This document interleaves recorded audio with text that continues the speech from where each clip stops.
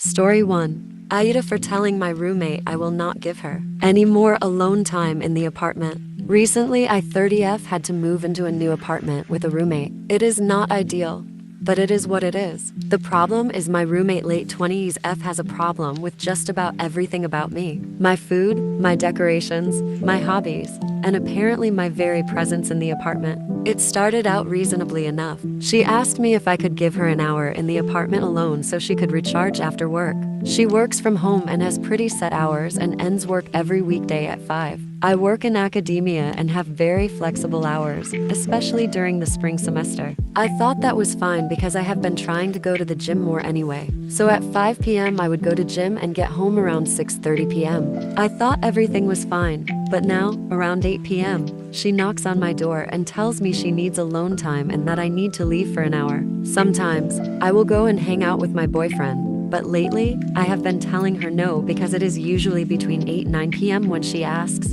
and I need to work on my dissertation right now. And my boyfriend is still being short with me about a disagreement we had recently. My boyfriend said I am being a bitch and I need to think of other people's comfort because I could easily go to a coffee shop to work.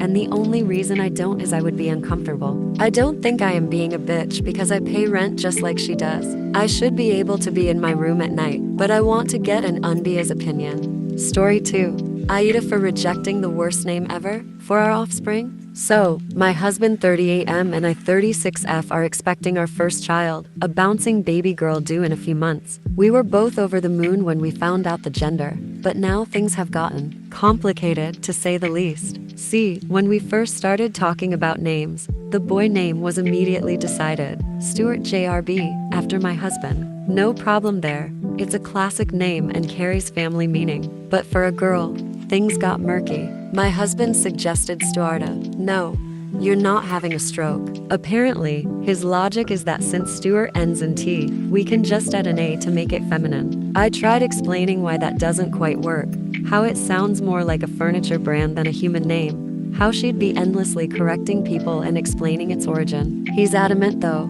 says it honors him while giving our daughter a unique name. I've suggested alternatives, feminine names that maybe share a similar sound or meaning to Stuart, names he's mentioned liking in the past, even just going back to the drawing board entirely. But he's fixated on Stuarta. Now, I love my husband dearly, and I understand wanting to honor family, but I can't imagine subjecting our daughter to a lifetime of awkward stares and endless questions about her unusual name. I also worry about potential bullying and the impact it could have on her self-esteem. So, Reddit. Am I the jerk for refusing to budge on Stuarta? Is there any compromise I haven't considered? Help a soon-to-be mama out. TLDR. Husband wants to name our daughter after himself, in a really bad way. I think it's terrible and will set her up for a lifetime of awkwardness. AITA, looking forward to your thoughts and hopefully some sanity checks. Edit. Please. No suggestions for other Ta names. The man clearly has a theme, and I need to gently steer him away from it, not fuel the fire. Story 3. AITA, for calling the fainting girl dramatic when she accused me of thinking she was a charity case. So there's this one girl, Chris F16, who goes to my M16 school. I've met Chris last year since we had some classes together. We don't interact much since we hang out in different social groups. I only realized that Chris didn't like me since one of my friends, Becky F16, mentioned that Chris always glares at me or rolls her eyes whenever I speak. I honestly didn't care much, but that changed last semester. Near the end of the term, we had a big physics presentation that was worth 15% of our grade. Since our teacher wanted to reflect the real world, part of our grade would be determined by our classmates. While everyone in the class gave me a good grade on the presentation, Chris gave me an 11/25. When I asked her for clarification, she just said she didn't think I put in as much effort as I could have. Ever since then, I disliked her. I know it's petty, and that it happened months ago. But yeah, I'm still a little salty. Fast forward to this semester, and Chris is in my math class this semester. What's more annoying is that we've been assigned to the same group to work on these weekly assignments. So far things have been smooth. Because we have to work together, I decided to let bygones be bygones, and I'm friendly with her. Chris is fine most of the time, but is noticeably colder towards me than our other teammates. It's to the point where two of my other teammates, who I'm friends with, Scott M17 and Laura F16, noticed as well. I don't mind since I only have to communicate with Chris inside class or through our group chat. She does scrutinize my work a lot and regularly partners with me to make sure I contribute. Unrelated to this, Chris seems to have a health issue where she faints. It has happened 2 times at school, once last year and once last semester. However, her doctor has since cleared her. About a few days ago, we were working on an assignment in math and Chris was acting a bit weird. She was sweating a lot and looked confused. I asked her if she was alright, and she said she felt lightheaded and thirsty. I offered her one of my juice boxes, and she accepted it and left the class for some fresh air. 10 minutes later, Chris came back. She looked pretty angry, and for the rest of the day was snappy with the team, and especially me. Near the end of class, she told me that she wanted me to know that she wasn't some charity case and could take care of herself. I told her that I didn't think she was a charity case, but instead, I thought she was overly dramatic. Chris seemed shocked and offended by this and didn't say anything else. Now this weekend, I've been getting messages from some people saying I acted like a dick and should apologize. This was mainly because they've only had part of the story. While I corrected some, for others I don't even feel like responding. TBH, AITA? Story 4. AITA for banning mom from my wedding. Throwaway. My parents divorced when I was 16. Dad cheated with mom's sister. After the divorce, Dad married my aunt. 2 years later, he realized his mistake and divorced. He then tried to get back with mom, but she was having none of it. When she discovered the affair, mom stopped talking to a lot of people, Dad included, because a lot of them knew about the affair and covered for them. Family, friend, if they knew before she did, she cut them out. She would only communicate with Dad through lawyers, my brothers and me. Mom remarried 5 years ago. My dad is still heartbroken.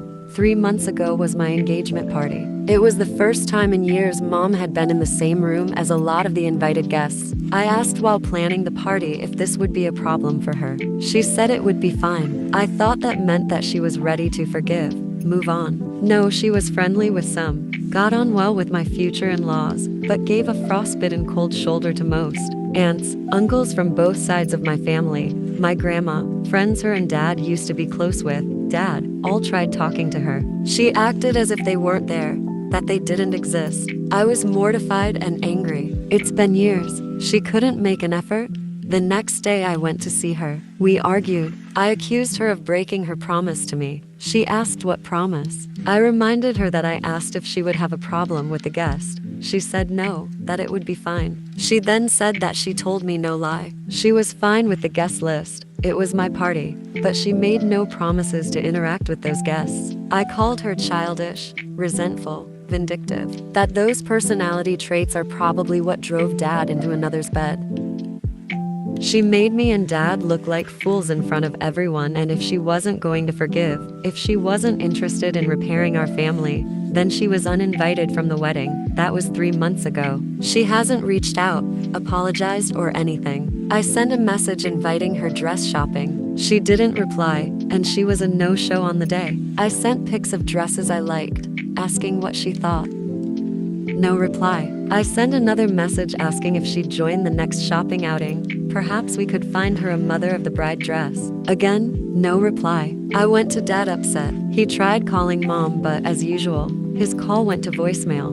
I feel hurt by all this. Yes, I said things that hurt her too, but she is being so stubborn. I'm her child. She should put some work in to mend what broke. My brothers have told me they disagree. They say I'm as selfish and self-centered as Dad. If Mom never speaks to me again, it will be own fault. The thing is, Mom never gave Dad a chance to make up for what he did. He's still sorry about all that happened. I'm afraid she'll be as stubborn and bitter about our fight as she was about Dad's affair. We all make mistakes. So AITA. I think possibly a small TA, but she is too. Story 5. AITA for not making an exception for my stepmom. To visit me after the birth of my baby, I 28F gave birth to my second child almost a week ago. I decided not to have anyone visit while recovering in the hospital this time, while I did with my first. My reason for making this decision was how bad I feel after giving birth. The first time, I didn't expect to struggle so much. And it was very uncomfortable having more people around me who wanted to ask questions or talk and be in my space while I was feeling like death warmed over. My husband had to ask his parents and my dad and stepmom to leave after our first because he could see I was not doing well at all.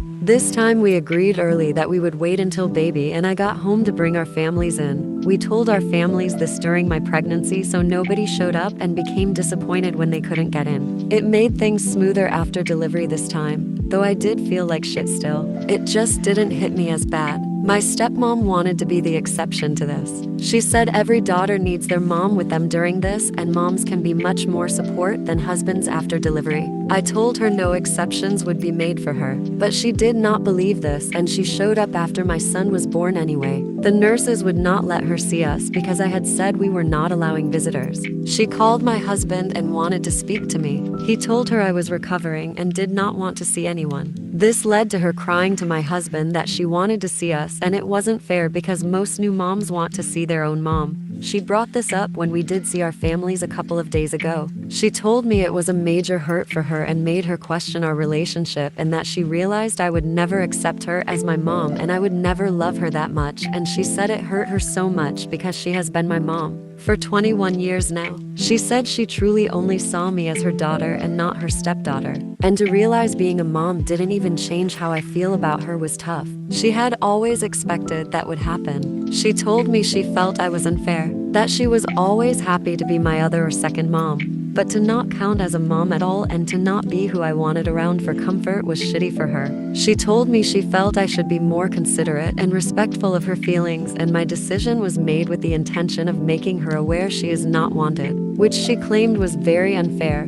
She has been my stepmom since I was 7 and my mom died when I was 6. My parents were separated for 2 years when my mom died. Stepmom always wanted to be more than stepmom, but I never saw her as mom or bonus mom or second mom. She holds a very different place in my life and I don't think as much of her as she does of me. I do not feel like I need to see her as my mom to be respectful or kind, but she disagrees, mostly because of how long she has been my stepmom. AITA. Story 6. AITA for not inviting my ex-best friend to my wedding, even though I was the mo at hers. I 31F had a friend, Maria 31F, growing up. We met when we were about 8 or 9 and quickly became best friends. We started slowly growing apart in high school as our schedules changed and almost completely lost touch during college. By the time we were 23, we only saw each other once a year at Christmas for our old friend group's Christmas dinner. Maria got engaged to her high school sweetheart and asked me to be her maid of honor in the wedding. At the time she asked me, we had not seen or spoken to each other in almost 2 years,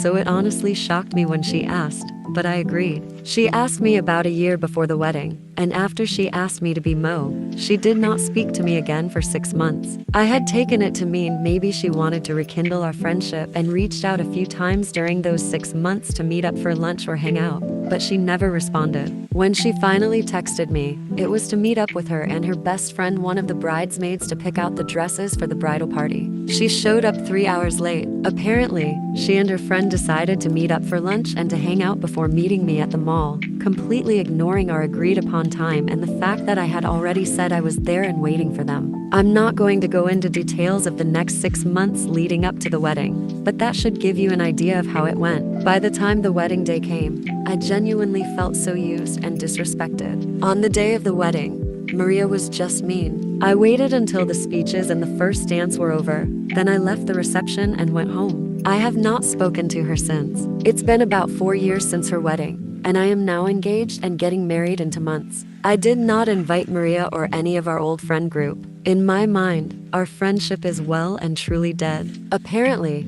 Maria ran into my sister at a store and were chatting, and my sister mentioned the wedding. Maria texted me, honestly shocked. She still has my number to send me her address, so I knew where to send her invitation, and I just responded, thank you, but the guest list is already set. Have a nice day. She told the friend group, and now they're all blowing up my phone about inviting them for old time's sake and that I owe at least Maria an invitation because I was her mo. They've been posting on social media, and now even my mom is getting involved. saying I should invite them all just to keep the peace and out of respect for our old friendship. My argument is that I haven't spoken to them in years, and I don't care about this wedding etiquette thing, and I don't owe her an invitation just because I was her mo, especially considering everything that happened with her wedding. But literally only my fianc is on my side. So, AITA? Story 7. AITA for uninviting my sil from a women's retreat over a baby doll. Hey there all.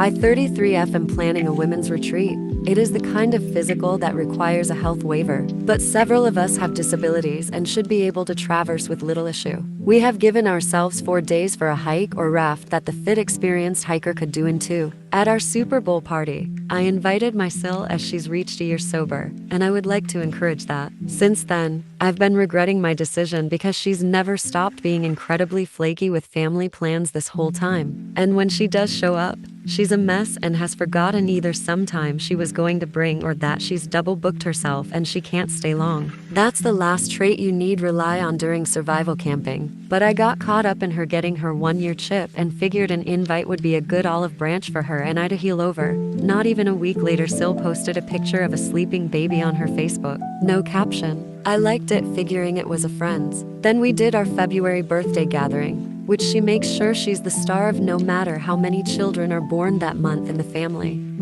She had it with her. It's a doll. She was treating it as a real child all night. She's since only posted photos with or of this baby doll. Yesterday she showed up to the monthly family get-together and had it with her again. She was insisting everyone say hi to it and fuss over it like a normal baby. I asked her if she wanted to talk when she decided it was my turn with the baby, and she was quite offended. She told me that I couldn't turn it into a popularity contest with her kid because that was her kid and would always like her more. I just stepped away. My spouse saw the whole thing go down and asked what I wanted to do, so we left. Sounds like the family mostly ignored the new behavior, but I guess a few chided her for how she talked to me, and it's not that I actually try to compete with her. I'm just a giant child that loves to play and doesn't have to ask adult ear permission for most of the stuff we think up. Anyways, today I called Sil to ask if we could talk. She thanked me for calling and told me I owed her and her child an apology, especially if I wanted them to pay to attend my shindig. Y'all, maybe I'm wrong for this, but those words set my blood to boil. I told her not to worry about the trip. Being a new parent is exhausting and expensive, and that I've already got someone lined up to take her spot so she doesn't have to worry. She's been blowing my phone up with texts since telling me I'm a jerk, and she was looking forward to the trip and her baby was stronger than regular babies and it would be fine. I haven't responded, but their other sister has now texted my husband asking him to take care of the problem he left her on read, but I know he hates the whole situation. ETA, I accidentally edited out important info. Sil won't say why she got the doll, but she has regularly claimed along with her ex that they were having fertility issues. They were deep in addiction when I met them, but according to my so they've always partied hard. In prior hangs, mostly early in knowing each other. Sil told me she won't have to stop drinking until she's pregnant, if it happens. She's also told me she never actually went to a fertility doctor cause she knows L&D nurses and it's the same. Subscribe and like for more.